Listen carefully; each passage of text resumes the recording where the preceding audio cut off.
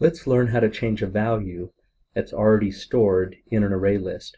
In other videos I've made, you've seen how to add an item to the array list using the add method, how to delete an item from the array list using the remove method, and how to search for an item in the array list using the index of method. Let's go ahead and create a brand new project. New, we'll call it ArrayListChangeItme. I'll click on the Finish button. I'll go ahead and come into this program. Let's create a brand new array list of type string. Give it the name ALTeams, and let's go ahead and instantiate that object by saying new array list with the less than greater than sign and the parentheses which says call the constructor. Click on this little symbol. We'll add the import so that array list is functional and visible. And then let's go ahead and add some items to it. ALTeams.add BYU, ALTeams.add WSU, and ALTeams.add USU. Now that I have those three values in there, we've actually grown the array list. 3 elements. The positions are 0, 1, and 2. And the method you would use to change that value is called the set method. So I could say ALTeams.set. You provide the position. BYU is the 0 position, the 1 position, the 2 position. And so I could say let's change the 2 position to be SUU rather than USU.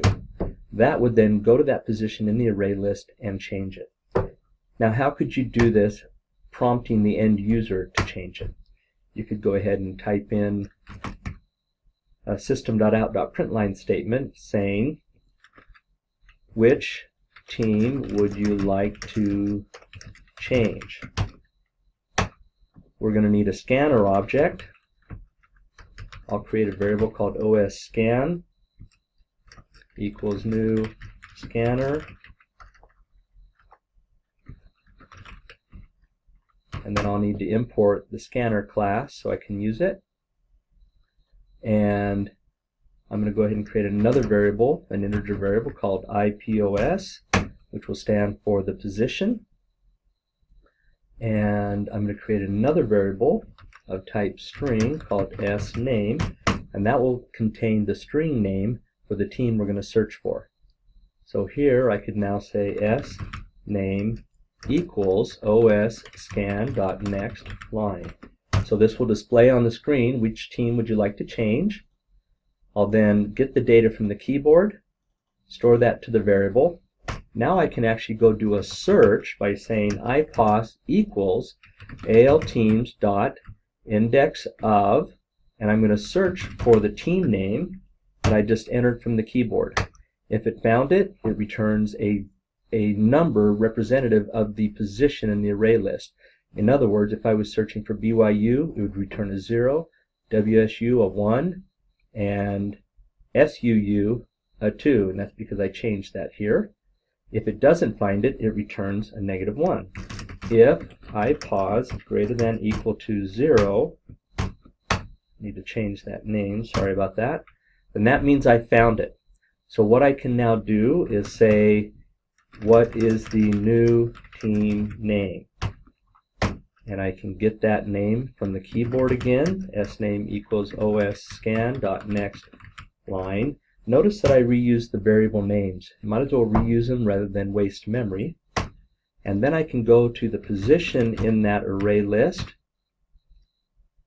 by doing a set and the position of the team that I wanted to change, and then give it the new name that I just found.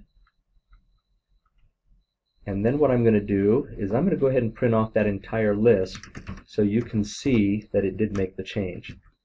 And I'll create a variable called iCount. We'll set it to 0 as long as iCount is less than the length of the array list, and we do that through the word size. Then we'll increment iCount, and then inside that loop we're just going to print out the array list and do a get on the position of iCount. So let's go ahead and run that and see how it works. Which team would you like to change?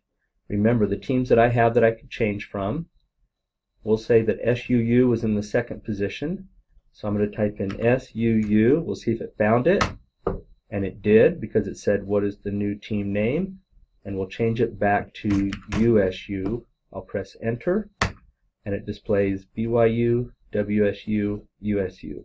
So this shows how you can create the array list, how you can add items to the array list, how you can change an item that's already in the array list, how you can search for an item in the array list, and once again how you can change an item in the array list based upon that search.